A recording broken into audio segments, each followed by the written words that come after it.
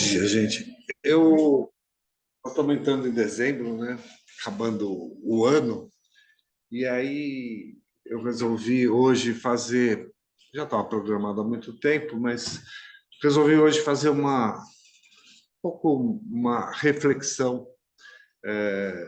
Então, na realidade, não é uma aula, é muito mais uma reflexão sobre aquilo que a gente está fazendo aqui, né? É,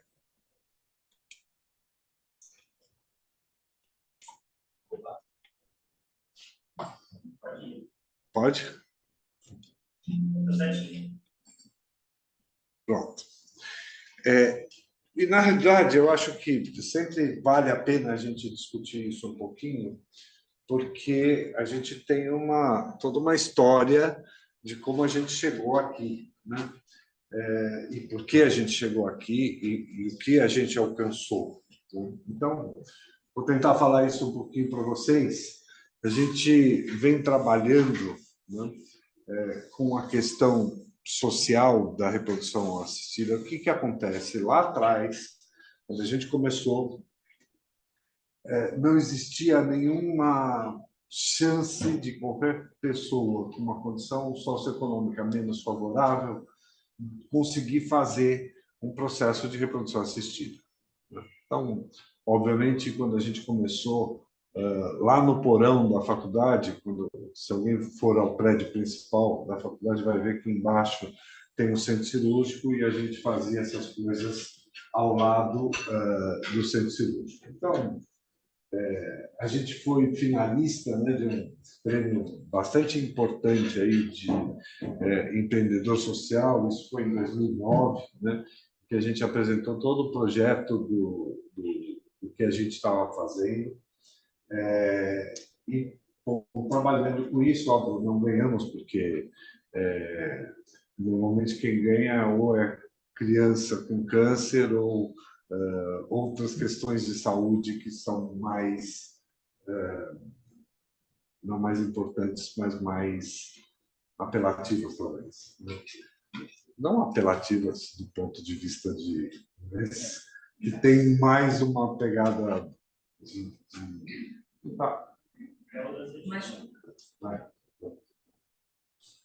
Bom, e aí, obviamente, a gente vem trabalhando desde 2001, quando a gente começou, na realidade, a fazer o projeto, né? E fomos aí criando uma série de planos para desenvolvimento, tanto na questão social quanto na questão de saúde sexual e reprodutiva. E aí a gente foi trabalhando com isso. Esse coisinho aqui, a gente precisa comprar outro, né? Yes.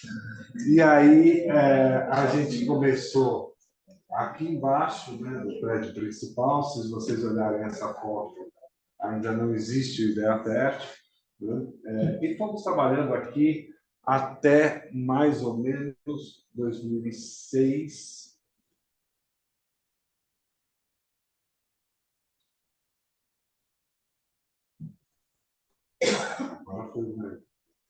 Era esse o centro cirúrgico que a gente utilizava, era essa a nossa recuperação, era esse o nosso laboratório, a nossa sala de cirurgia, e era esse o nosso laboratório. Obviamente, todas as questões um pouco menos avançadas do que aquilo que a gente tem hoje, né? Mas que permitiu que a gente cumprisse o nosso objetivo inicial, que era a proposta de um tratamento mais acessível, né? E isso foi crescendo de tal forma, né? E aí vocês estão vendo o primeiro bebê de proveta, né?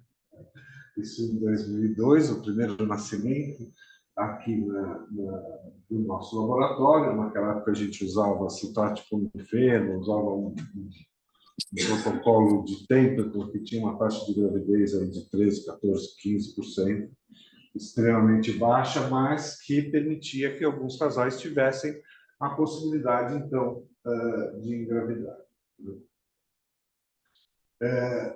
A gente foi indo, né? Você vê que esse crescimento ele foi acontecendo, aqui o número de casos por ano, né, de 2004 a 2008, o que dá aí uma média aí de 45, 50 filhos por mês, né, sempre com esse protocolo e trabalhando dessa forma. Em 2006, a gente montou nesse prédio aqui o CRASE, né?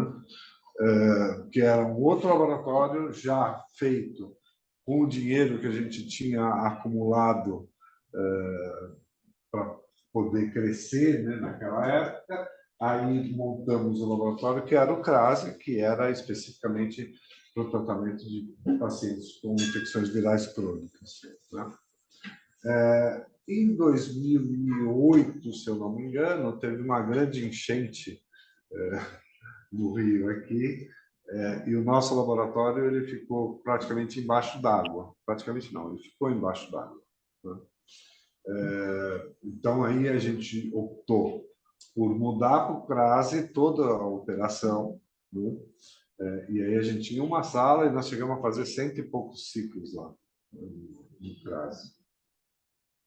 Tinha uma sala pequena, quem mais velho aqui frequentou bastante, uma sala pequena, uma salinha de recuperação pequenininha, e aí a gente, então, optou, foi toda uma movimentação política super importante aqui dentro da faculdade, uma série de críticas, brigaram muito comigo, que eu tirei 2 ou 3 eucaliptos que tinham ali, eucaliptos enormes, mas que estavam totalmente comidos pelo meio, né? Eles tinham que sair, porque senão um dia iam despencar, né? Mas, em troca disso, eu plantei as oliveiras, né?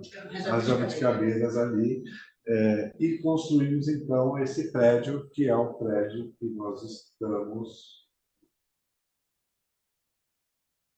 atualmente, né? Então, essa obra ela foi integralmente custeada com recursos próprios, não houve nenhum tipo. Lá atrás, no começo, a Urga não ajudou a gente na reforma do laboratório lá de baixo. Mas, fora isso, depois nunca mais recebemos nenhum tipo de ajuda, né? Aqui, então, a obra que nós construímos. E aí, então, fizemos essa construção. Pode passar, fizemos essa construção, que foi inaugurada no finalzinho de 2010. São esses 3 pavimentos que a gente ocupa hoje, né? E que foi desenhado especificamente para o tratamento e para o atendimento de pacientes de reprodução assistida. Ele não funciona, definitivamente não funciona. Aí o prédio todo em construção e aqui, obviamente, o prédio todo acabado, né?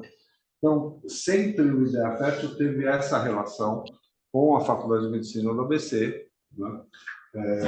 Eu, em 2015, me tornei professor titular, né, de saúde sexual e reprodutiva e genética populacional, e a gente, então, desde 2010, né, 2011, estamos aqui nesse prédio fazendo os nossos atendimentos.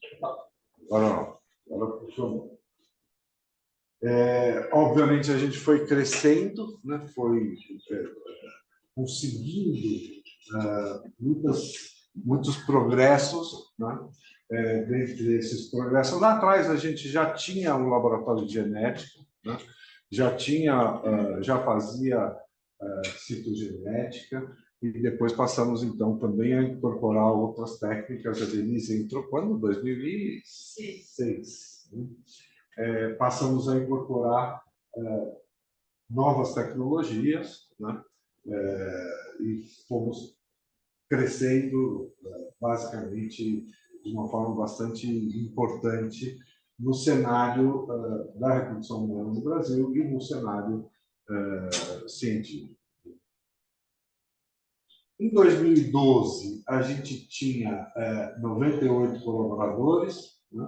Se vocês olharem aqui, todos esses por grupos, né? Não importa muito, mas o que importa é que a gente tinha aqui 98 colaboradores em 2012, o que já nos tornava um centro bastante importante do ponto de vista de comparação com qualquer outro centro, mas, obviamente, a gente tem algumas questões aí de um número bastante grande de colaboradores que maiores do que seria necessário do ponto de vista de uma clínica de reprodução humana, né? Mas é porque a gente tem outras características e depois a gente discute isso um pouquinho. E em 2023, a gente continua nesse crescimento. Hoje são 147 colaboradores. Tem mais algum, Jéssica? Tá? Quer dizer, nós estamos aí beirando os 150 colaboradores. Obviamente, houve algumas aquisições a mais, né? Por exemplo, Guarulhos, né? A entrada de Guarulhos, depois a entrada, aqui está errado, né? Aqui é Moema. A entrada de Moema, e esse crescimento ele foi contínuo, o que faz com que a gente tenha alguns diferenciais em relação às outras clínicas de reprodução humana. Por exemplo, a gente tem uma equipe de genética, que praticamente nenhuma, ou até onde eu sei, nenhuma clínica de reprodução humana no Brasil tem.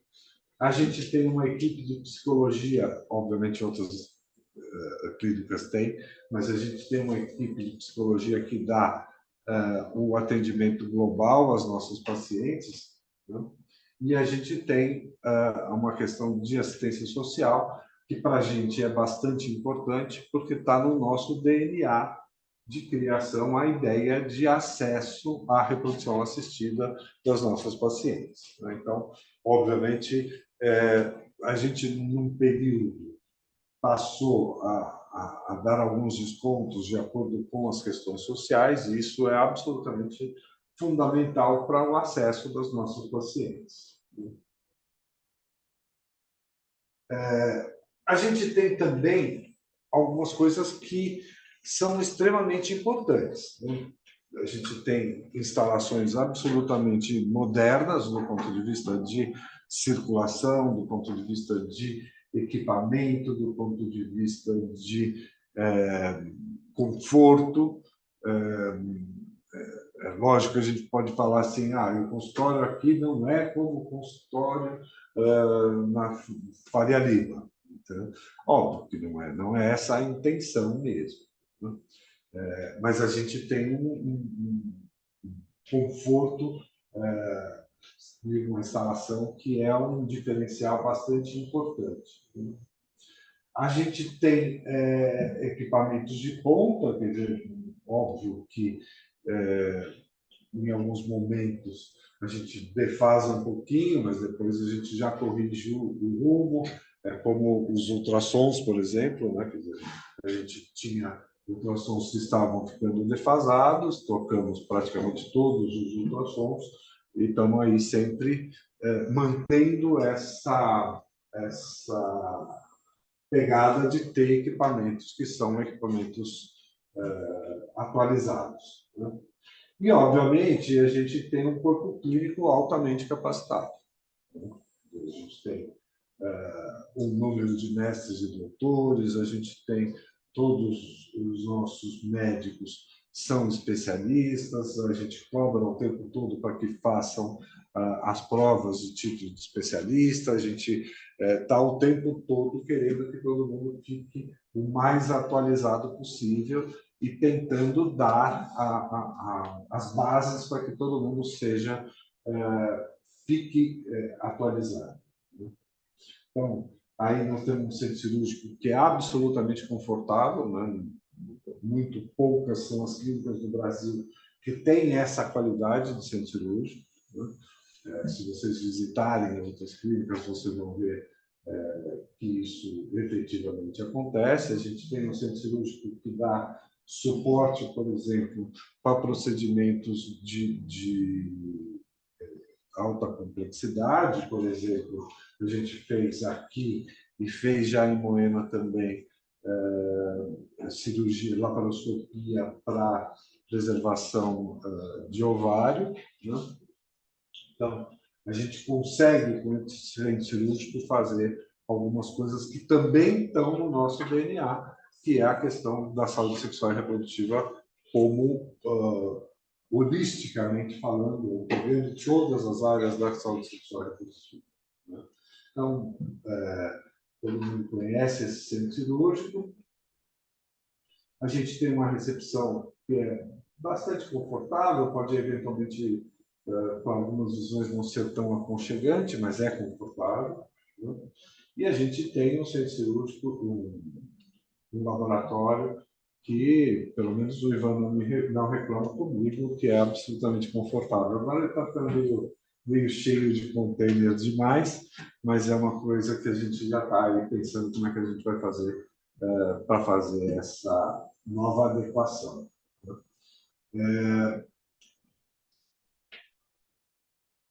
Lógico que nós saltamos lá daqueles 13% inicial, 14% inicial, para taxas de gestação de 30% em 2012 e para taxas de gestação global hoje de 43%, o que faz com que a gente trabalhe com um conforto bastante razoável, né?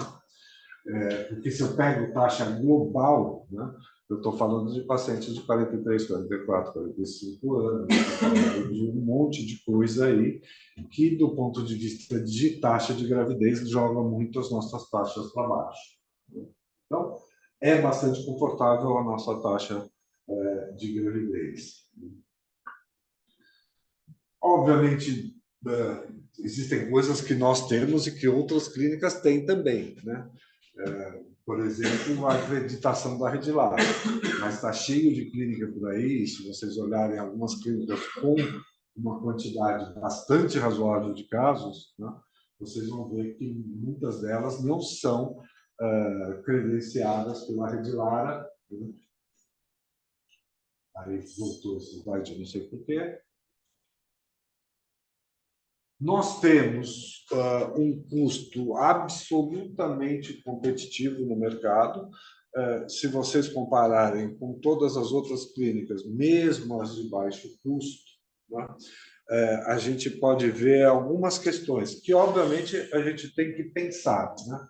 Depois lá a gente vai discutir mais para frente um pouquinho sobre isso, mas se vocês forem ver, a gente tem um custo que é mais baixo que a maioria e que apareceram algumas clínicas com custo muito semelhante. Só que essas clínicas que apareceram com custo semelhante têm basicamente duas questões, né? Uma, eu vou falar o nome, porque todo mundo sabe. Uma é a CMA, né? E outra é a Vida Bem-vinda, se não me engano. Não importa aí também. A CMA ela tem algumas características totalmente distintas, ela faz um outro plano totalmente distinto, uma outra forma de tratamento, que eu não vou discutir, não importa, a gente está aqui para discutir o Ideia Fértil e não as outras clínicas, né? Mas, de qualquer forma, a CMA tem outras características. As outras, com baixo custo, elas têm custos semelhantes na aparência, né? Porque elas cobram a fertilização, uma coisa muito semelhante a gente. Só que elas têm um monte de apêndices no processo, o que faz com que a paciente não perceba, mas o ticket médio que elas têm é muito superior ao ticket médio que elas pagam aqui. Então, essa é uma das questões, mas, mesmo assim, a gente está ali entre as 2 ou 3 clínicas mais baratas, mesmo levando em consideração, sem levar em consideração esses apêndices que as outras clínicas fazem, né? Mas nós estamos falando dos nossos diferenciais, né? A gente, se for comparar também, seguramente, a gente está entre as duas clínicas que mais publicam, excetuando a USP e Ribeirão Preto, né, que tem uma outra característica também, está, obviamente, dentro da USP, né, e por ter uma produção científica que talvez seja um pouco maior. Mas, de qualquer forma, e a fertilidade, né? Mas, de qualquer forma, se a gente comparar nós e a Fertility, por exemplo, a nossa produção científica é absolutamente igual, né? Se você comparar nos últimos 5 anos, seguramente a nossa é um pouco maior. Eu fiz isso ontem, então por isso que eu estou falando. A nossa é um pouco maior que a da Fertility. Tá? A Fertility tem algumas outras características, mas ela tem uma característica interessante, né, que é ter o Instituto Sapiente como um braço dele de ensino e pesquisa. Né?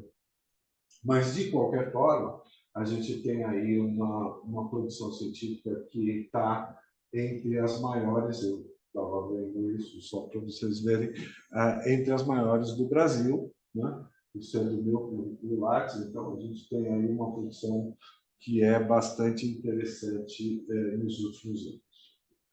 Em relação aos nossos colaboradores, a gente tem aí uma política, né? Até porque não somos uma empresa com fins lucrativos, a gente tem uma política de auxílio à maior parte dos nossos colaboradores, vale refeição, vale alimentação, plano de saúde, vale gasolina, vale transporte, auxílio educação, patrocínio científico e bolsas de estudos. Né? Quer dizer, então, a gente tenta aí fornecer aos nossos colaboradores algum suporte naquilo que eu acho que é bastante importante. Né? Então, por exemplo, existem aí dezenas de nossos colaboradores que quiseram ir estudar, aqui tem uma listinha, aqui, de gente que teve, de alguma forma, o suporte do Instituto Ideia Fértil para a sua formação. Né? Obviamente, pessoas com tese de mestrado, tese de doutorado, a gente cobra algumas pessoas para que façam, né, os seus doutorados, e a gente vai dando esse suporte. E, além disso, vários colaboradores já fizeram MBA, né? Vários colaboradores já receberam auxílio na sua formação de graduação, né? A gente faz isso direto, sempre que há o pedido, a gente fornece, né? A gente tem uma política de bolsas para os nossos colaboradores. Eu acho que vocês saberem isso é bastante importante, né? Tanto pagando parcialmente, como eventualmente pagando integralmente, depende daquilo que a gente, que o colaborador está precisando, a gente vai, então, nessa pegada de auxílio para todos eles.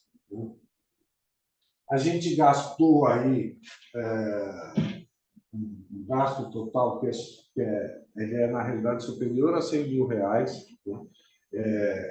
Fazendo tanto para a Rede Lara, o Congresso Brasileiro, o Congresso Europeu, o CBRH, o CBRA, né?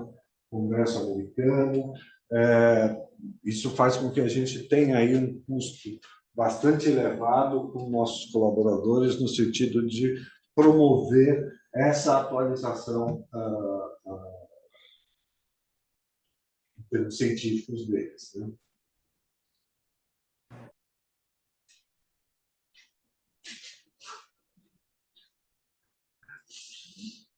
Junto com isso, e pensando, então, nós estamos aí pensando numa questão científica, numa questão de aprimoramento, numa questão de coisa, mas, obviamente, a questão da saúde sexual e reprodutiva é bastante importante. Né? Então, a gente, a partir de 2006, fez o CRASE, né, que foi a primeira dessas grandes ações, tratando das pacientes com infecções virais crônicas. Nós fizemos programas de preservação da fertilidade. Durante muito tempo, até a pandemia, a gente fazia a preservação oncológica de forma gratuita. Né? A partir da pandemia, como trouxe uma série de dificuldades, a gente parou com esse programa. Né? Um programa especial para cadeirantes. No entanto, né, e aí que é a grande reflexão daquilo que eu queria conversar com vocês, a gente vem... aqui estão os atendimentos em 2012, tá, gente? Só para vocês verem. Número de atendimentos global, né, tudo, né, todos os ultrassons, todos os exames, todas as coisas que a gente fez. Mas o que chama a atenção é quando a gente olha esses gráficos. Né? E é isso que eu queria que todo mundo prestasse um pouco atenção. Aqui não vale porque é o ano principal da pandemia, né? Mas se vocês olharem, 2017, 6.000 consultas iniciais aqui em Santo André. Tá? E a gente vai chegar em mais ou menos, porque 2023 não acabou, né? Então a gente está faltando aqui 2 meses, mas a gente deve chegar em 2.400, 2.500 consultas iniciais nesse ano, o que faz com que o gráfico ele venha vindo desta forma e a gente tem que parar um pouco para raciocinar o que isso está acontecendo. Quando a gente pega em termos de punção, né, a gente vê que aquilo se reflete exatamente da mesma forma, quer dizer, a gente tem um gráfico com uma tendência de queda e a gente vai chegar em 2023 com mais ou menos 1.200 punções, tá? Uma média de mais ou menos 100 punções por mês, tá? E é disso que se trata hoje essa discussão. Né? Quando a gente olha Moema, isso obviamente é ao contrário. Né? Hoje a gente está numa curva ascendente. Né?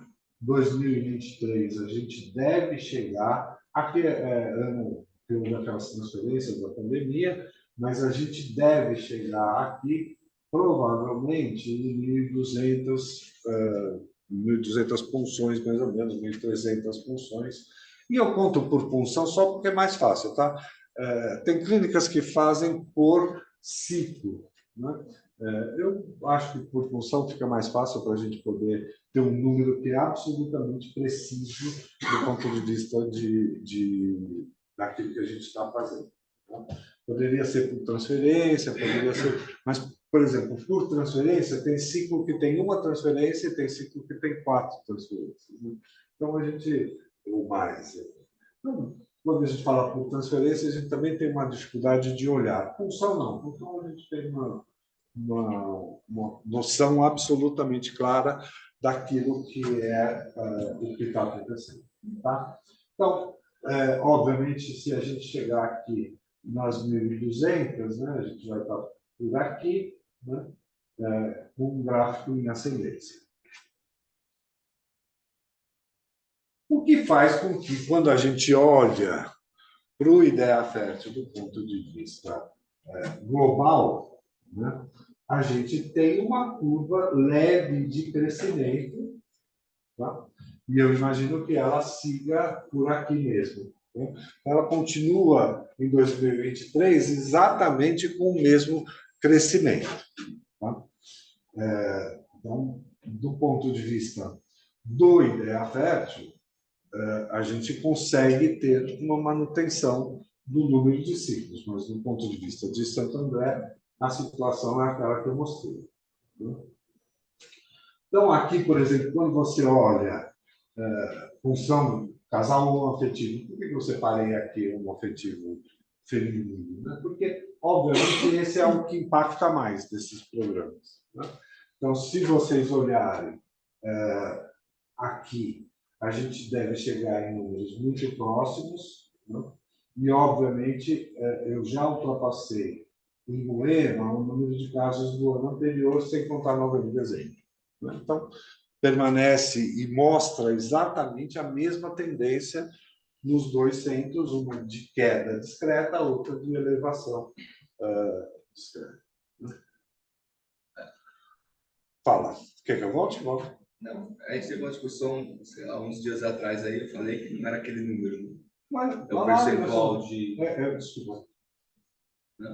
A gente chega a 10% praticamente. Ó. Não, cara. Lógico, Emerson. 1.200 funções, cento e poucas. Não, mas se você colocar nos dois, 90 mais 65. Então. Não, mas você faz tem dois meses aqui, ó. Dois não, meses eu sei, aqui. mas são 2.400 unindo as duas unidades. Né? Teria que dar 240. Ah, dá 8%, então. Depois a gente faz a conta.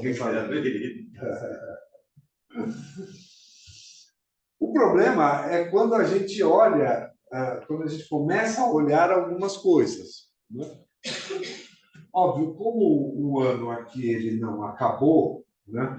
Tem muita paciente que fez os exames em setembro e que vai fazer a punção em novembro, né? E aqui não está computado. Então, óbvio que comparar efetividade em anos, num ano que não tem acabado, eu não posso fazer isso de uma forma tão assim. Mas, de qualquer forma, a diferença de efetividade ela é muito significativa. Né? Por mais que eu consiga pensar que esse número deve chegar, ele vai chegar no máximo a 20%, 21%, né, de efetividade. O que significa efetividade? Número de consultas novas e número comparado com o número de consultas. Né? Que é isso que a gente está falando. Então, existe uma queda da efetividade e que chama a atenção quando a gente olha isso. Né? E retração também. Quando a gente olha Moema, a gente vê exatamente o oposto. Né? A gente vê um aumento do número de, por exemplo, aqui ultrassom de controle e primeira consulta. Né? Aqui já crescendo, e aqui existe um aumento já bastante significativo, por exemplo, aqui, menos de 800, aqui, isso lembra que aqui não acabou, né? Até julho de 2023. Então, quando você olha esse número, você fala, não, aqui nós estamos tranquilos do ponto de vista de aumento no número de casos quando você compara um ano com o outro. Né? Então, a ideia da gente estar aqui hoje é a ideia da reflexão. Né? Por que isso está acontecendo? Aonde estão os, entre aspas, culpados? Aonde é que a gente pode atuar? Onde é que a gente pode agir, né, para que isso melhore ou para que isso pare de acontecer? Por que está acontecendo? Obviamente, a primeira questão está aqui, né? Primeira não, mas uma questão importante está aqui. Existem hoje concorrentes que não existiam em 2012, 2013. Né? Concorrentes de peso, né? Concorrentes que estão chegando aqui. O Beta é o mais antigo deles, mas é o que menos cresce. Né? Então, quem cresceu de forma muito significativa aqui, CNA, eu não sei até que ponto ela leva a público nosso, mas, porque não está em São Paulo, né? Mas tem um impacto seguramente, porque a gente tinha um grupo muito grande de mulheres que vinham, por exemplo, do Rio de Janeiro. Né? Hoje isso diminuiu. Talvez essas pacientes estejam migrando para outros centros, já que não vão fazer no Rio. Por que não vão fazer no Rio? Porque no Rio é 30 mil, 40 mil reais. Não tem nenhuma clínica que tenha uma especificidade dessa. Então, é mais barato vir para São Paulo, dormir aqui, fazer as coisas, do que fazer no Rio. Então, eu não sei se eu esqueci alguma, não sei se não esqueceu, mas... Não, é importante. Eu acho que algumas outras também roubam paciente. Não, algumas roubam, mas não pela questão de custo, né? Aí são outras questões. Não, mas é que... Hã? Depois a gente discute. Bom, então, essas clínicas têm uma característica de baixo custo, de oferecer baixo custo, né? E, obviamente, elas impactaram de forma negativa no nosso crescimento. A gente oferece baixo custo. Mas a gente não impacta. Não impacta. A segunda questão do motivo da gente diminuir o número de consultas, obviamente, é o fato de que a gente passou a cobrar consulta. Então, muitas pacientes que vinham para cá apenas para ouvir, ou apenas para saber, ou apenas porque não pagava, ela vinha, fazia consulta e ia embora. Qual foi o ano, doutor? Eu não lembro o ano, mas acho que é 2018 ou 2019. 2019. Então, a gente passou a cobrar consulta, obviamente, a gente tem um impacto negativo no número de consultas. Tá? Mas isso, no meu modo de ver, não deveria afetar o número de punções, ou afetaria muito pouco, porque a paciente de punção, né, é a paciente que já precisa de tratamento, ela não vem saber de nada, ela já vem para o tratamento. Então, acho que isso impacta bastante importante no número de pacientes que vinham para cá, mas não sei até que ponto que faz isso. Mas aquele gráfico que você mostrou lá das consultas de 2012 a 2023, as primeiras consultas, o número é muito semelhante. O que diminuiu é a efetividade. Baixou muito, baixou Não, muito o baixou. número de consultas. Não, mas aquele gráfico preto. Não, Você quer que eu volte a depois? Eu volto. inicial caiu. A primeira consulta. 5 mil. 5.000 para 1.000. Outra questão que diz respeito àquilo que a gente pode fazer para melhorar, né, diz respeito, por exemplo, e veja, não é o atraso na consulta. Né? O atraso na consulta, se ele não for acompanhado de outras coisas, impacta muito pouco. Mas quando ele é acompanhado de outras coisas, por exemplo, atrasou a consulta e o médico que ia atender não é o médico, por exemplo, isso impacta extremamente de forma negativa. Né? Se é o médico que ia atender e ele vira e fala, olha, desculpa, estava numa função, ou desculpa, tal, a paciente entende. Mas se não é o médico, e o médico que vai atender já atende porque está sobrecarregado, né?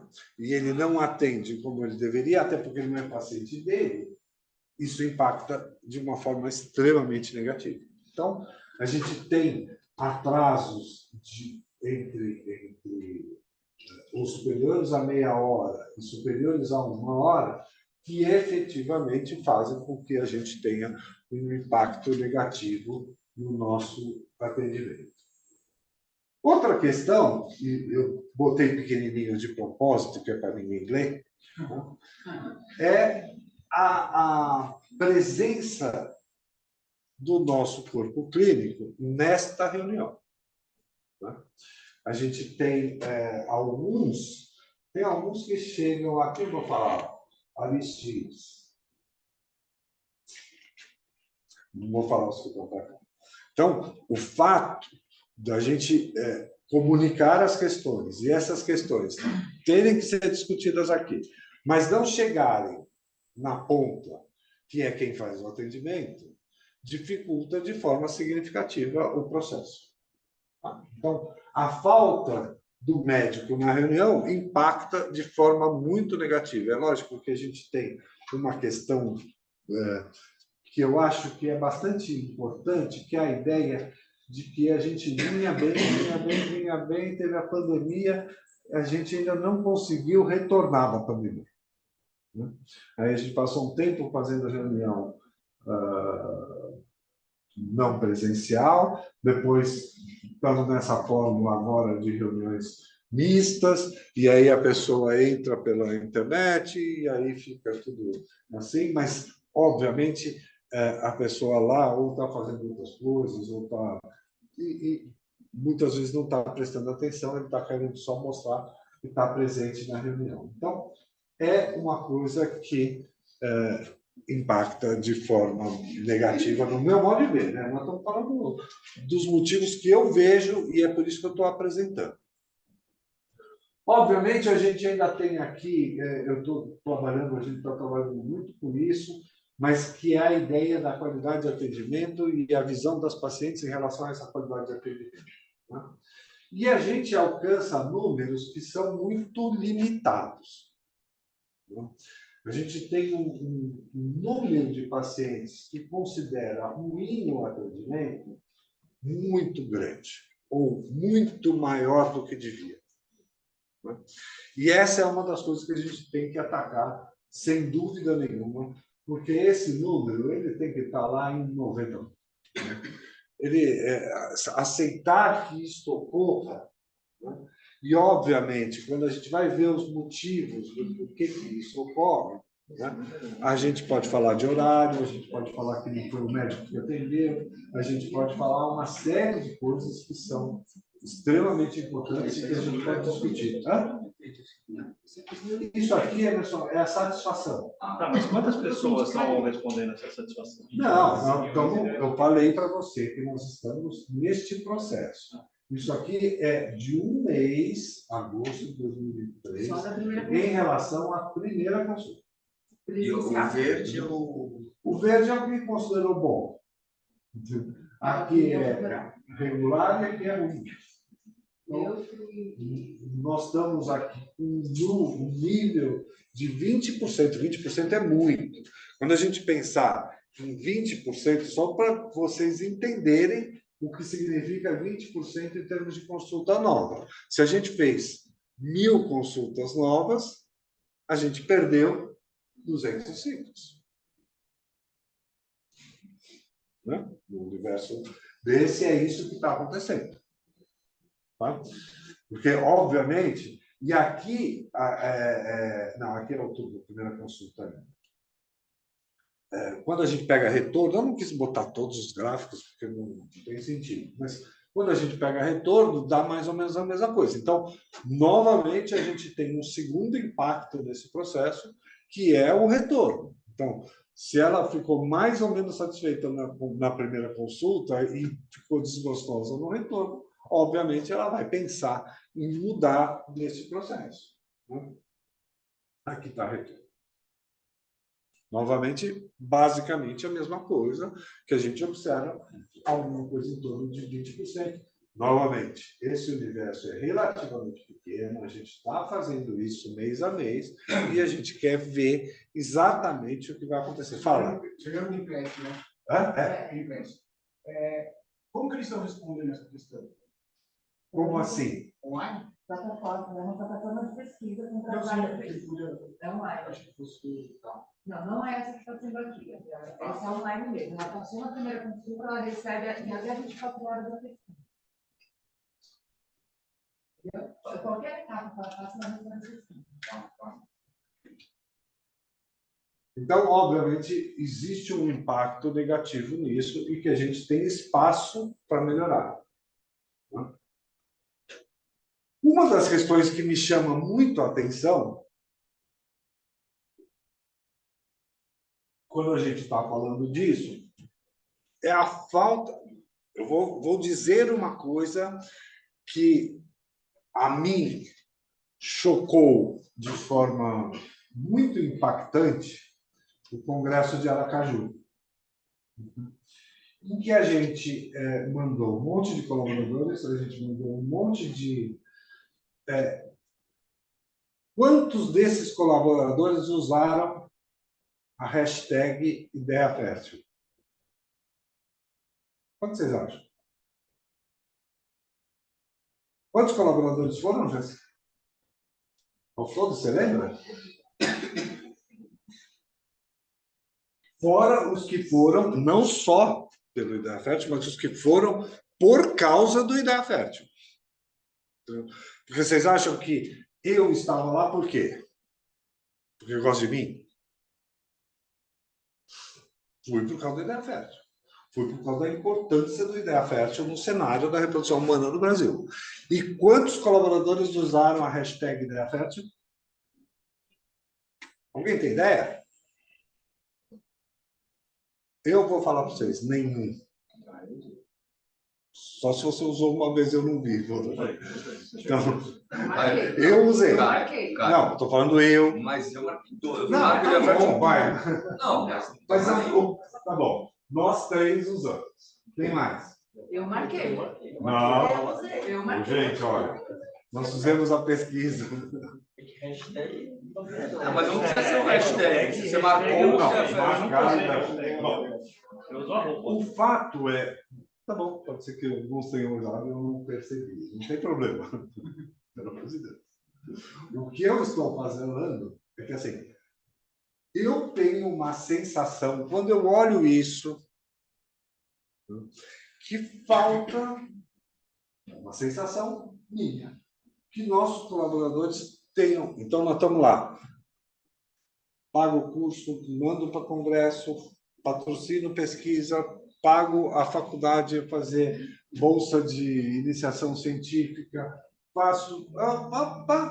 E a equipe não tem, óbvio, novamente, não é individualmente que eu estou falando. Se eu fosse falar individualmente, eu falava separado na minha sala. Estou falando globalmente, a minha sensação é que falta pertencimento da equipe. A sensação, né, de pertencimento do Ideia Fértil. Reflita, eu não estou falando individualmente para cada um, eu só falo que isto, para mim, tem um impacto bastante negativo nesse processo.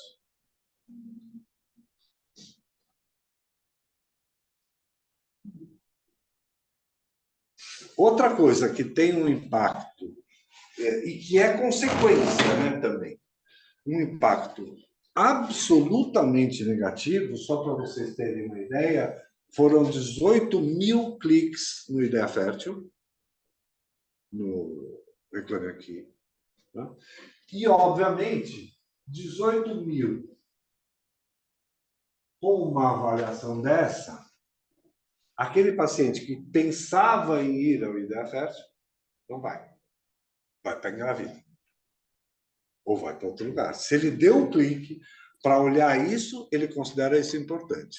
Se eu estou falando que foram 18 mil, que eu acho uma estupidez, quando eu vi esse dado, eu falei, puta, não é possível. 18 mil olhando e a avaliação é ruim. Existem vários motivos para a gente tentar entender por que essa avaliação é ruim. Tá? Vai desde a gente ter pacientes que têm algum tipo de problema, né? E que fazem a reclamação, mesmo tendo tido 2 gestações aqui. Então, mas, de qualquer forma, isso faz com que a nossa avaliação seja uma avaliação ruim. E eu tenho pacientes no meu consultório, paciente particular minha, né, que vieram me questionar em relação a isso. Então, efetivamente, aqui nós temos um problema grande que a gente tem que resolver de uma forma muito rápida e da melhor forma possível para que a gente consiga minimizar esse impacto. O resumo da ópera é que a gente tem uma... Se a gente olhar lá a nossa missão, visão, valores, né, o que a gente tem que fazer, a gente vai ver que a gente tem uma ineficiência na entrega daquilo que a gente acha que a gente é. A gente não está conseguindo mostrar o valor da empresa, né? No meu modo de ver.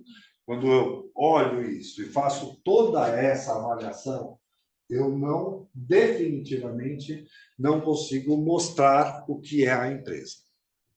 Bom, paralelamente a isso, nós temos algumas coisas que vão impactar no futuro.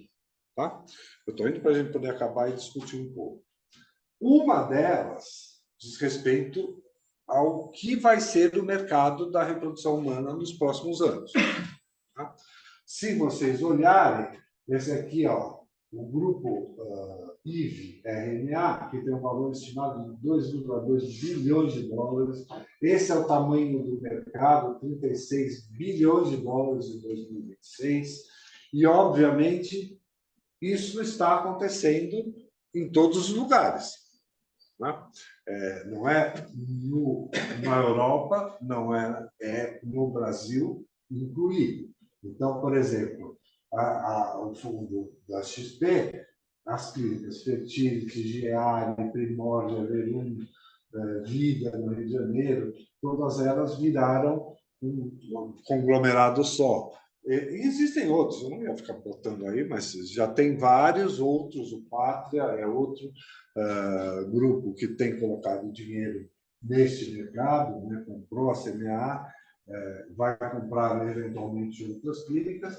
Então, é um fato de que isto é um processo que vai acontecer, assim como aconteceu na oncologia, como aconteceu na oftalmo, vai acontecer na reprodução humana exatamente do mesmo jeito. A gente tem que mudar totalmente o planejamento de comunicação de 2024, a gente não pode continuar com esse tipo de planejamento. Eu acho que a gente vai ter que fazer uma mudança absolutamente radical nesse processo de comunicação, tanto do ponto de vista interno, né, com a ideia de aumentar essa sensação de pertencimento dos médicos e dos funcionários, dos colaboradores. Então, acho que tem que haver uma reformulação global disso. A gente vai mudar todo o planejamento de ensino para 2024. Existem aí várias questões que a gente está discutindo e que eu quero discutir com vocês. Não precisa, hoje não vai dar tempo, obviamente, mas que esse planejamento de ensino eu também acho que ele tem que mudar radicalmente, tá? Porque eu acho que os nossos fellows acabaram servindo em algum momento de bengala para o staff, né? Em muitas situações, e isso não é o que a gente quer. O que a gente quer é uma outra questão. Eu acho que os fellows eles estão aqui com uma outra missão, né? Diferente da missão de atendimento. É óbvio que residente e fellow eles são médicos em treinamento, né? E eles têm que estar fazendo esse tipo de coisa, né? E não, eventualmente, cobrindo o espaço que era para estar com o staff sênior, né? Então, a gente está mudando, vamos fazer um planejamento de ensino para 2024. Obviamente, ele começa em março de 2024, né? Porque é o tempo que acaba um fellow e inicia outro, o tempo que muda o residente, então é todo o tempo que há uma mudança e a gente vai, então, fazer esse planejamento de ensino. E, obviamente, junto disso, um planejamento de assistência para 2024, que é uma das coisas que a gente está aqui para conversar, né? Sobre o planejamento da assistência em 2024. Né? E, obviamente, isso tudo é para que a gente consiga, daqui a 20 anos, continuar aqui, né? Continuar crescendo, continuar sendo uma clínica de relevância para o Brasil, continuar trazendo inovação, né? Porque, na realidade, todos esses processos que passou a reprodução humana no Brasil nesses anos teve, de alguma forma, influência do Ideia Fértil. Então, se vocês pegarem, por exemplo, quem começou a fazer tratamento por pacote, fornecendo medicação, fazendo coisa, fomos nós. Quem começou atendimento do caso, fomos nós. Quem fez um programa... Então, tudo que tem de reprodução humana, do ponto de vista de assistência ou de ajuda a paciente em reprodução, tem um pouco do DNA do Ideia Fértil. Né? Tudo, estou falando de todo mundo. Mesmo em clínicas mais antigas, a gente acabou influenciando algumas coisas dentro dessas clínicas mais antigas que a gente. Então, eu estou aqui trazendo essa reflexão justamente porque a gente tem que ter 20 anos aí para frente, né? ou pelo menos é a minha vida útil, eu imagino. A gente tem que ter mais 20 anos aí para frente para poder chegar nesse processo em 2043 de uma forma bastante saudável. É isso, gente. Eu estou aqui, eu trouxe isso, a ideia de quando eu falo da questão de pertencimento, eu vou dizer para vocês, algumas coisas eu posso até citar nomes. Acho que a única pessoa que traz uma contribuição direta, que propõe alguma coisa, é a Karina, né? É a Karina que vira para mim e fala, cara, faz assim, faz assado. Ela sempre dá algum tipo de sugestão. O restante raramente vem para mim para poder conversar, para poder sugerir, olha, vamos fazer tal coisa, vamos fazer tal melhoria, ou tal coisa está ruim. E eu estou o tempo todo aberto a esse tipo de sugestão, né? A gente, ao longo desses anos, nós fizemos muitas modificações, muitas delas eu tentei discutir com vocês. Quando a gente chegava, essa discussão ela nunca se aprofundava, então acabava muitas vezes sendo uma coisa unilateral. E o que eu quero é trazer esse pertencimento da ideia fértil para vocês, né? Então, eu espero, é lógico que a gente não vai ter tempo para ficar discutindo aqui muita coisa hoje, né? Mas o que eu espero é que vocês tragam essas sugestões para mim. Manda por e-mail, manda por WhatsApp, vem na minha sala, faz qualquer coisa para sugerir que a gente continue progredindo, né? Porque a gente está progredindo. Apesar de haver uma queda no atendimento, o Ideia Fértil como um todo, hoje, por exemplo, eu mando dinheiro de Moema para Santo André. Mas qual é o problema disso? Nenhum, zero. Tem problema. Não é, a gente não quer ter fins lucrativos, a gente quer ter uma sobrevivência longa, tá? Então, basicamente, é isso que eu queria que vocês refletissem, e a gente volta a discutir isso no momento que qualquer um de vocês quiser. Obrigado, gente. Pode fazer, lógico. Essas pacientes que falaram que 10% que falaram que a consulta foi ruim, elas dão motivo? Não. Algumas dão, mas atraso, não se sente segura, algumas. Na verdade, de uma forma muito geral, né? Elas falam da falta de contato, que elas têm pós-primeira consulta, isso é uma questão, por isso que é importante abrir mais o. A gente tem feito alguns questionários de resposta e eu quero conversar pessoalmente com cada um dos médicos a respeito da sua performance. Mas, basicamente, são essas coisas, né? O médico não é o médico que ela pediu, atraso, falta de explicação, pressa do médico. Jéssica sabe. É a troca de médico. É que, assim, a gente, infelizmente, nem todas respondem, né? A gente tem um percentual de conversão baixo, geralmente, de atendimento. Então, hoje, no total, nós temos 1.025 respostas, tá? De tudo, de todas as etapas, desde que iniciaram as pesquisas, é esse total. Mas aí a gente vai filtrando, né, por mês, para ver se melhorou a recomendação ou não, porque já tem caído a recomendação do Ideia Fértil de julho para cá. Antes nós tínhamos uma boa recomendação. E aí a gente fica tentando entender por quê, né, isso, se as informações são as mesmas no final, entendeu? E antes a gente estava com o NPS de 84, agora está assim, 60, 70, entendeu? Posso falar? Eu tenho dados do NPS do Estado, são feitas em média 3.000 atendimentos por mês. 58 pacientes respondem. Por exemplo, então, parabéns para vocês, por vocês tiverem 18 respostas em 1.000 pacientes. A gente tem que acabar comparando com uma análise assim. Se você for ver o da Apple, a maior empresa elogiada do mundo, o NPS dela é 70. Mas a gente não trabalha com tecnologia. Se você for ver o NPS da maternidade Star, é 82. Então, assim, o que a gente precisa fazer para chegar lá? Porque o NPS, para quem não conhece, ele vai avaliar o grau não só de satisfação, é o quanto que você vai indicar para outra pessoa. Não é satisfação, é o quanto eu indicaria. Então, ele é um marcador muito sensível e muito cruel para quem está sendo avaliado. Porque só vale notas 10 e 9. 8 já é intermediário, que a gente acha 8 bom, 8 já é intermediário. 8 e 7 já é o amarelinho. 8 é o amarelinho. O 9 é do 6 para baixo. O vermelho é do 6 para baixo. É péssimo. Então, se tem uma nota 6, é horrível. Porque na escola a gente acha que é bom. Ô, Gabriel, mas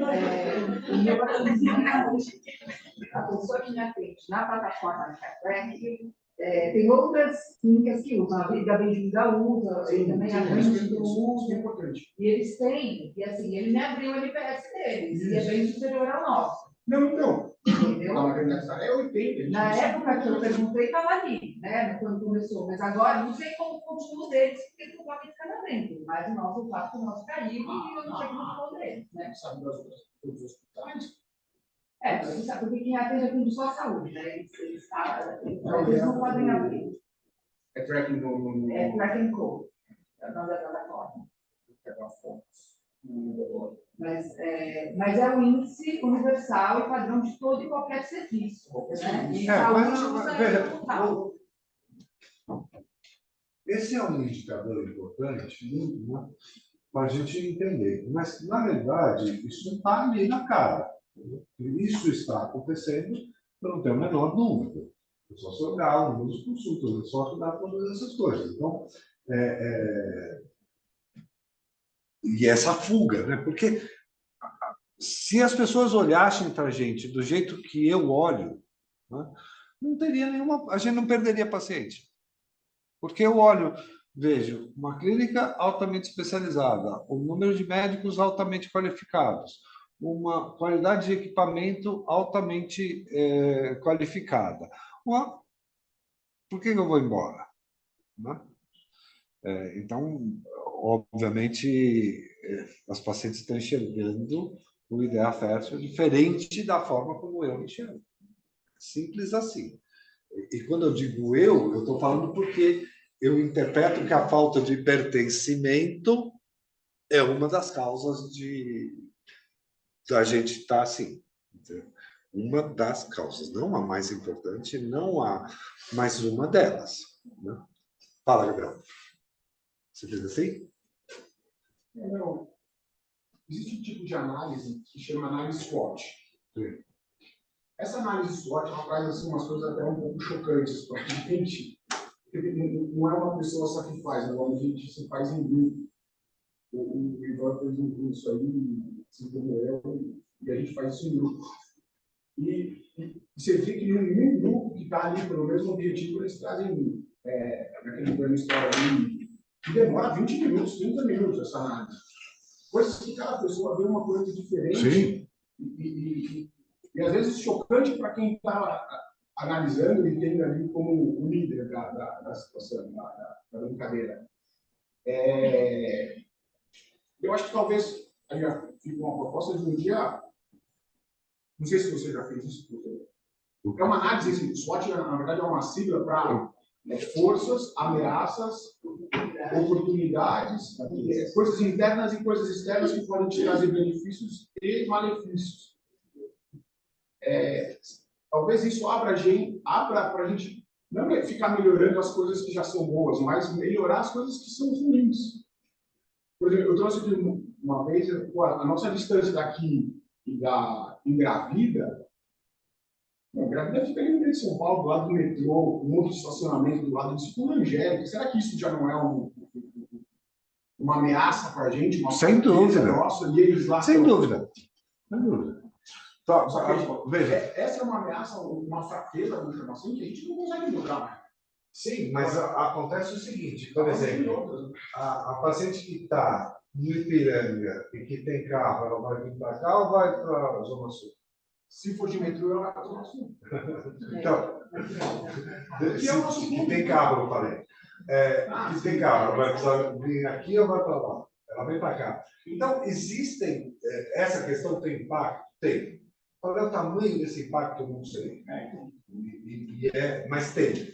Efetivamente, quando eu coloco a existência dessas outras clínicas, Isso tudo tem que ser levado em consideração. Se você falar assim, nós vamos voltar, Ilha Fértil, Santo André, nós vamos voltar a ter 250 ciclos? Provavelmente não. A localização está entre os fatores. Né? A localização está entre os 4 pontos negativos. Então, existe, isso impacta, não tem a menor dúvida. Qual é o tamanho do impacto? A gente não consegue medir. A gente não volta a ter 250 ciclos, na minha opinião, mas a gente tem que estar nos 150. Então, eu acho que dentro desse contexto... Até porque só a gente é melhor do que essas coisas. Com certeza. Então, talvez, se a gente conseguir mudar a realidade do como estão enxergando a gente consiga voltar aos 150 aqui e 150 em Moedas. Eu não acho que a distância, lógico, que é um fator que pesa, assim, isso aí é inquestionável, mas a gente tempo atrás conseguia trazer paciente de Angola para uma frequência muito grande, a distância tem um Atlântico no meio.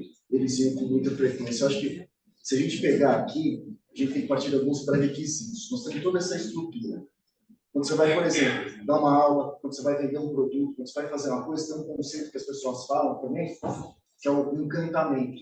No bom sentido. Eu acho que talvez a nossa reflexão é como fazer esse paciente se encantar um pouco mais com algo que já existe, que é a base daqui. Eu acho que talvez o discurso de se fazer isso, a forma de interagir, por exemplo, o paciente não pode sair, no meu modo de ver, da primeira consulta, sem saber que o nosso laboratório é credenciado pela Rede Lar Internacional. Não pode sair daqui entendendo que todas as estruturas, que todos os processos, não é questão de ser um preço baixo, é um valor alto e um custo acessível. Eu acho que se a gente conseguir colocar, lógico, a identificação pessoal, se a gente fizer mais esse treinamento, estou falando um pouco de vista médico, eu acho que todos os quesitos aí que vão contribuir. Eu acho que talvez a gente faz com que o NPS vai subir naturalmente. Porque uma coisa é você fazer algo que não tem estrutura, você fingir. Outra coisa é você ter algo, por exemplo. Você ter algo para oferecer, né? Esqueci o nome. Faz a leitura dos implantes. Cisembro, que nós... Não, o Embrioscópio. Puxa vida, se a gente tem meia dúzia no país, aqui é um, isso aí tem que ser, pelo menos, citado na consulta. Não importa se o paciente vai usar, não importa se ela é uma senhorinha que tem, juntou todo o fundo de garantia para pagar um tratamento, mas ela sabe que está num lugar que tem poucos lugares na América Latina que tem. Isso é valor de marca. Eu acho que se a gente precisa treinar mais, talvez isso. Eu vou só para completar, se o Carlos quer falar uma coisinha aqui. Eu sempre cito isso porque eu vi isso acontecer, por exemplo, naquela clínica do México, que faz 6 mil ciclos por mês. Primeiro, estagiário, 6 mil ciclos ano. O estagiário, eu acho que é até legal para o nosso lado, mas olha a avaliação de processo que eles têm. Começa sentando atrás do paciente. Aí eles têm um treinamento simulado de como deveria ser o atendimento, que inclui, inclusive, a aparência física. Não estou falando que é certo ou errado, estou falando que, querendo ou não, eles fazem 6 mil ciclos por ano. Então, acho que talvez a gente começar a pensar nesse detalhe, não mais no grande. O grande já foi construído. Mostrou aí, são 20 anos de história de construção com toda essa performance. Mas como a gente apresentar esse produto de uma maneira, talvez acho que esse seja o desafio para conseguir melhorar um pouquinho. E a apresentação visual, quer dizer? Visual, o tipo de palavra, o tipo de frase que se utiliza, pontos que não podem faltar numa consulta. Eu não estou só falando do protocolo antagonista e progestina, estou falando onde que essa paciente está entrando, o que ela está recebendo. E lógico que tem que ter afinidade profissional, mas aí todos estão gabaritados para isso, para como construir. Aí acho que a discussão pode ser falando o quanto que vale a pena o esforço. Aí outra discussão, mas eu acho que é esse equilíbrio que a gente está querendo entender. Como faz para me pertencer mais para um serviço que já tem a faca e o queijo na mão? Ô, Renato, eu posso dar uma complementada do ponto de vista da além do técnico médico. Por exemplo, a gente está no mercado que inovação é um dos pontos mais importantes. E chega numa sala de espera e tem uma TV pequenininha, e tem muitos folhetos. Por que não trabalhar essa comunicação não verbal no 360? O detalhe de chega e tem um LED, tem uma cadeira assim ali. Então, acho que esse ponto que você trouxe é muito importante, realmente é global. Tem outra questão que eu acho que é bem importante. carregar a marca do Ideafet por aí é algo que também espalha, né? Por exemplo, quando elas saem daqui com a bolsinha delas, elas estão super felizes que elas estão saindo daqui com uma bolsinha. Eu acho que precisava disso em mais momentos, inclusive no primeiro atendimento. A gente tinha aquela caixinha de boas-vindas. Eu não estou falando que necessariamente a gente precisa dar polivitamínico, nem acho isso muito relevante. Mas eu acho que ela precisa sair daqui da primeira consulta com um negócio. Uma sacolinha. Uma sacolinha. Eu acho que isso faz ela sair daqui sim. Não é correto? Eu acho que isso faz diferença também. Eu sei que não é isso, e o atraso, não sei o quê. Só que é a construção do negócio todo. Sim, é uma construção global, não é um aspecto isolado. A sacolinha, a térmica é uma das coisas, mas a térmica ela já passou por vários momentos dentro do Instituto. Talvez folhetos de apresentação, talvez todas essas coisas do embryoscope, não sei o quê, estarem dentro de um pacote de boas-vindas, entendeu? Você não ia falar? Você está refletindo? Você está refletindo ainda? Na realidade, assim, gente, eu acho que tem o que a gente tem que melhorar, resumindo a experiência do paciente. Né? Então, a experiência ela é muito abrangente, ela envolve tudo que vocês estão falando. Né? E tudo que for feito que melhore essa experiência, melhor. Né? Eu acho que uma das coisas, tem gente que fala assim, meu objetivo é ganhar dinheiro.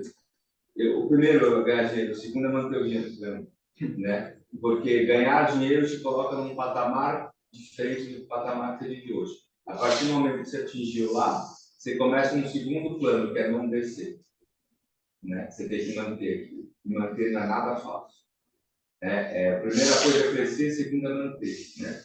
Então, vou dar um exemplo para vocês, que todos vocês devem ter lido. A Taylor Swift bate todos os recordes de faturamento da indústria e blá, blá, blá. Há quantos anos existe Taylor Swift? Bastante, ela começou com 13 anos. Mas ela vai ser um YouTube amanhã, porque o YouTube tem 30 anos e está aí batendo todos os recordes também, um pouquinho abaixo dela. 30 anos depois. Né? Então, o YouTube é um exemplo. Né? Rolling Stones é um exemplo. São vidas estáveis, né? Então a gente tem que olhar para eles e falar assim, o que eles fizeram de positivo, né? Para se manter tanto tempo e sempre bem, né? O Ideia Fértil, a gente tem uma marca sólida, sem dúvida nenhuma, né? A gente tem a inovação em vários aspectos, começando em levar a reprodução com acessibilidade para uma população que nunca teve acesso a isso. Nós somos pioneiros nisso, e em várias outras coisas também. Só que hoje a gente tem uma concorrência gigante que a gente não tinha lá atrás, uma concorrência que em muitas coisas nos imitou, né? E que em muitas coisas aprenderam conosco e hoje fazem melhor do que nós. Se a gente não tiver essa noção de olhar e saber onde a gente está errando, a gente não vai conseguir arrumar. Né? Certamente tem empresas que aprenderam com a gente e que hoje estão fazendo melhor em áreas que a gente peca desnecessariamente. Nós temos duas coisas enquanto empresa. Uma delas é resultado, né? Que é fundamental na nossa área. Uma área que, né, o resultado é ruim, reprodução assistida, o resultado geral é ruim. Então, qualquer coisa é bom. A gente tem um resultado excelente. Não é bom, é excelente. E a gente tem um custo que não é bom, é excelente. Pode até ter gente igual, melhor não tem um custo. Né? No geral, não tem. Então, eu tenho um excelente resultado com um excelente custo. Se a gente for olhar como administrador, como empresa, inaceitável eu não sou o número 1 do país. Se eu tenho o melhor resultado e o melhor preço, o que está faltando para eu ser o número 1?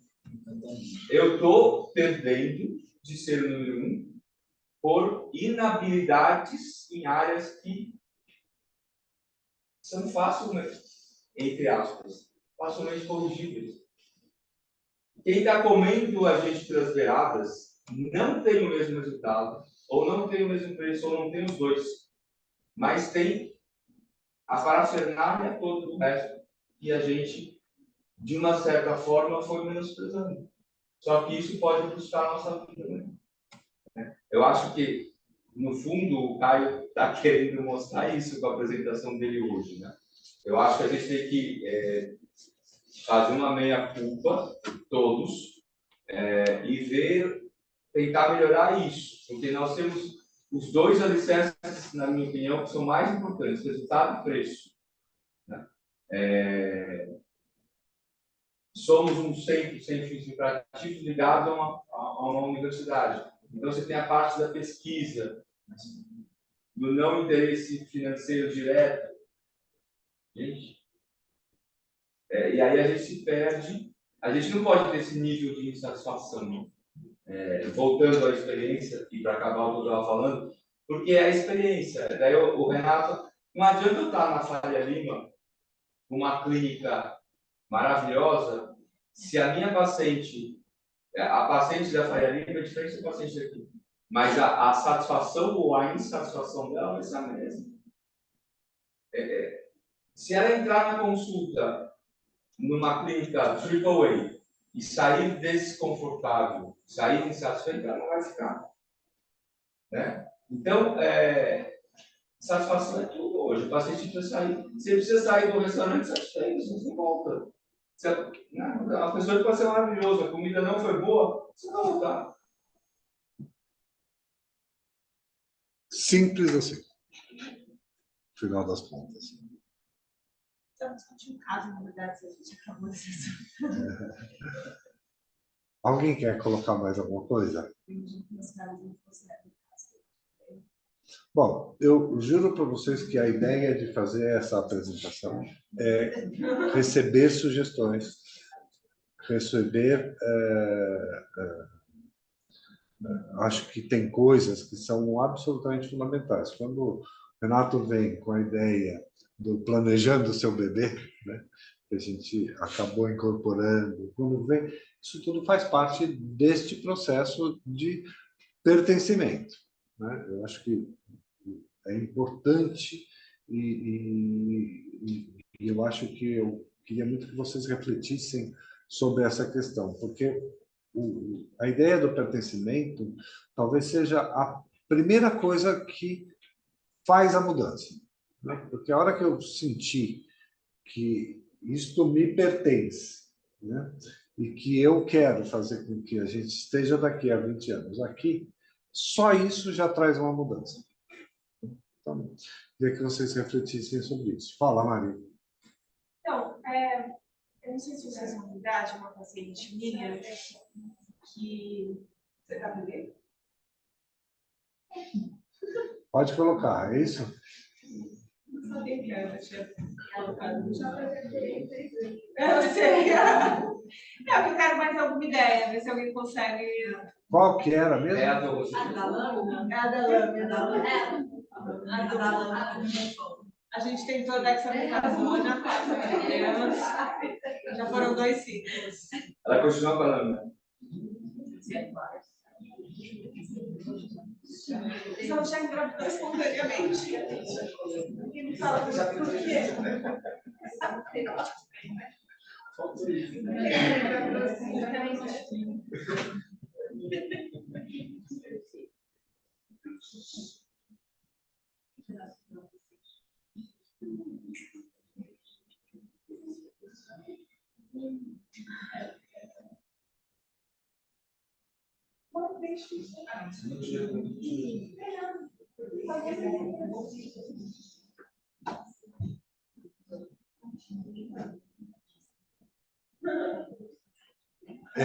Ela continua fazendo lâmina. É uma paciente que tem um embrião congelado. A gente antes tentava preparar o endométrio, ele sempre ficava fino.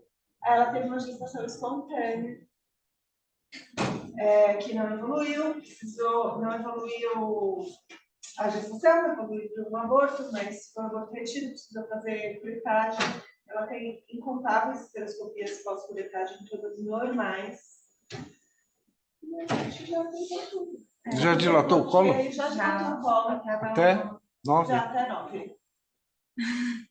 Já dilatou o colo até 9. Já tentei preparo com bloqueio, já fiz ciclo natural, já fiz ciclo com metanzol, já fiz ciclo só de mongina, já tentando dexametasona 4 miligramas, numa tentativa de fazer reduzir essa produção de muco. Na última Deixa eu ver, né? condição, na última Tá aula, Já foi feito bloqueio longo também, né? Já. Mas ela não tem nada na tumba. Ela engravidou espontaneamente ano passado. Isso aqui a gente já viu, né? Já. sim. Aí, da última reunião que a gente discutiu esse caso, foi aumentado praticamente as vendas. E fica assim ainda? Agora está um pouquinho menor dessa vez, mas ficou desse jeito. Acho que está 18 por 6. Agora, volta lá, pai, deixa eu ver. Volta lá na primeira. Essa é de 19. Agora está com 39. Os eventos ela tem congelado desde 2026, né? Está muito tempo aí. Antes, a gente não conseguia preparar o endométrio dela porque ele ficava fino. Ela não trouxe nenhum. Não. E ela teve uma gestação espontânea. Um mês que a gente não conseguiu preparar o endométrio. E agora ela faz isso o tempo todo. Essa vem desde o colo. Às vezes fica só na região. A gente tentou ver se tem algum padrão, tipo, tá vindo do colo, mas não tem. A gestação dela espontânea, ela perdeu com Foi até morfológico. quase 12. Quase 12 semanas. Viu o embrião, viu o BCR, viu? Mas, minha Não, ideia. aí foi. Parou. Parou. Mas ficou com essa fertilidade. Vê com ela se ela topa. Eu queria que você fizesse ultrassom seriado com ela estimulada com primogina, com estrogênio. Vê qual é o padrão contratural do útero. Se ele contrai de cima para baixo ou de baixo para cima. Você consegue ficar. Você vai botar um ultrassom e ficar 5 minutos olhando, porque o útero contrai. Sim. Você vê o processo de contração. Eu acho que ela tem uma inversão dessa contração. Por isso que mantém o muco dentro. Quem? Então, é uma alternativa, né? Uma ideia. Tentando fazer ele contrair. Mas a ostentação vai até quando? Porque vocês estão usando a ostentação depois de A gente fez isso uma vez. A gente fez isso uma vez. É que assim, Numa paciente de fibrose cística que fazia exatamente a mesma coisa. Esse caso aí, Não tem que plasma rico em plaquetas faz mediante de interno. Mas por que você Tentar está... ajudar a proliferar. Mas o problema dela não é proliferar, né? Também. Então, agora faz essa lâmina, a chave do endométrio na parede, não dá nem pra ver, né? Não dá pra ver endométrio. Tá totalmente achatado contra a parede. Pensando em estimular mais esse endométrio, talvez se a proliferação talvez compense. Mas já foi estimulado de todas as formas. Eu não digo com o plasma rico em plaqueta, por mais que eu acho que é pesquisa, é um caso muito atípico, né? Não, tenta ver como é que é o gradiente de contratilidade dela. Não, é fácil de ver, é só ter paciência. É só ter paciência. Você fica ali paradinha, não cutuca o útero e você vê ele contrair. Inibidor de aí não você mais inibidor de ocitocina, mas também não tem sentido, aí não tem receptor. Não, fazer um tractocina, por exemplo. Não, mas o tractocina tem Mas eu acho atividade antes de mas tem uns trabalhos mostrando que melhora a taxa de implantação, né? Mostrando falhas de implantação. É um contrassenso, tentar deixar. Teoricamente não tem. Se eu não tivesse engravidado nenhuma vez, eu acho que eu falaria para ela o útero, sei lá. Mas ela engravidou, estava lá. Mas ela tá tem paciência de fazer gestacional. isso? Faz isso. Eu acho que ela tem paciência de qualquer coisa, sabe? Olha para ver como é que é o padrão de contração. Depois, se ele tiver adequado, entra com progesterona e vê se ele continua. Porque aí ele inverte. Você entra com estrogênio, ele vai ter uma contração. Quando você entra com progesterona, para de contrair. Mas cai no ciclo de transferência. Não importa qual o preparo, natural ou artificial, você tem, que ela fez vários, né?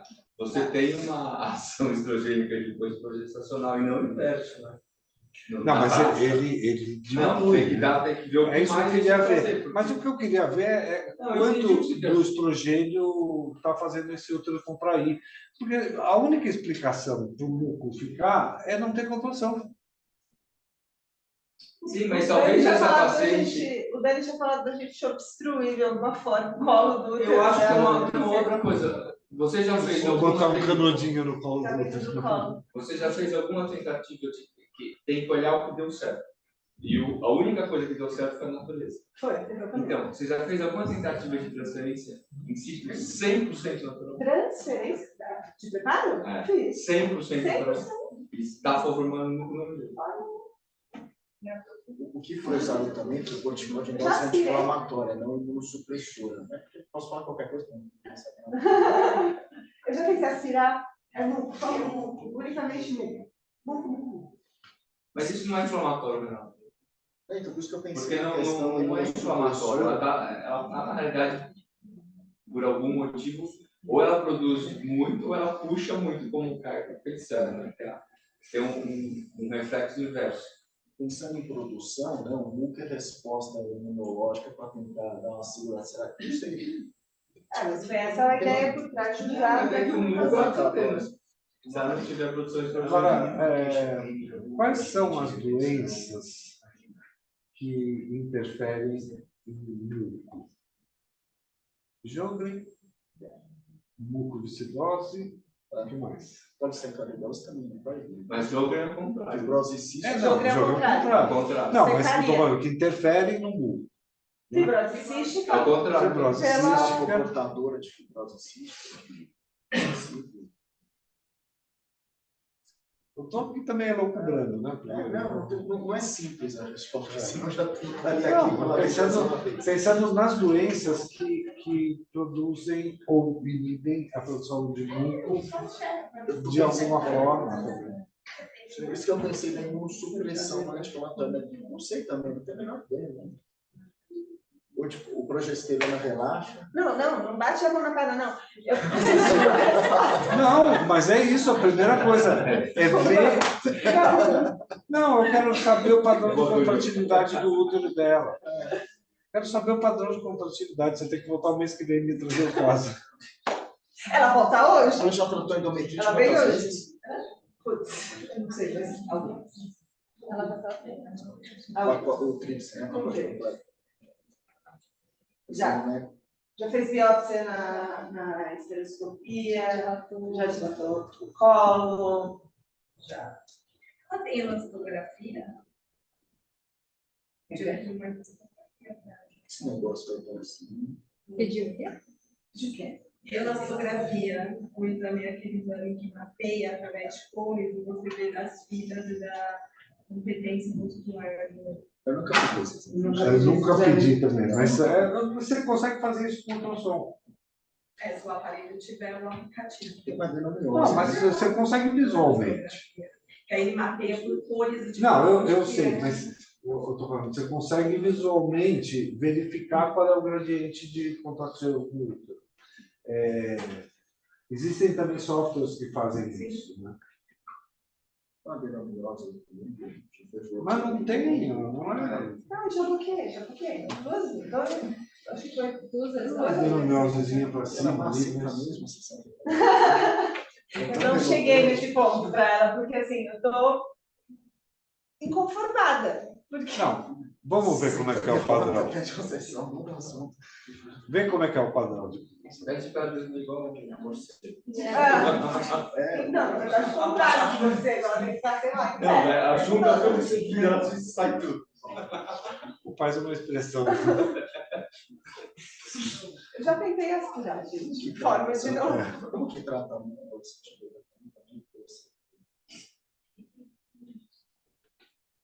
Ainda bem que tá ajudando.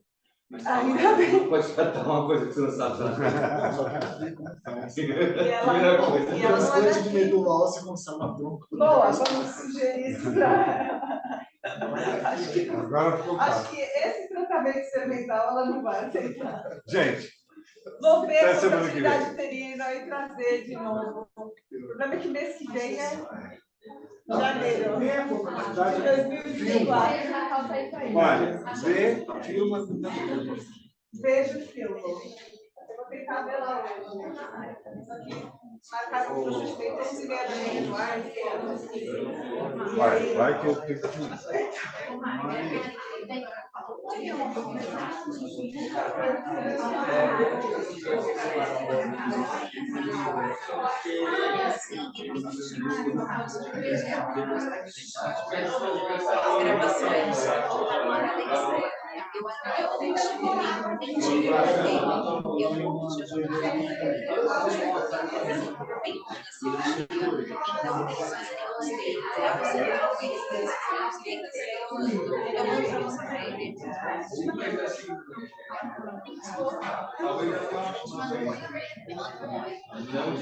Não,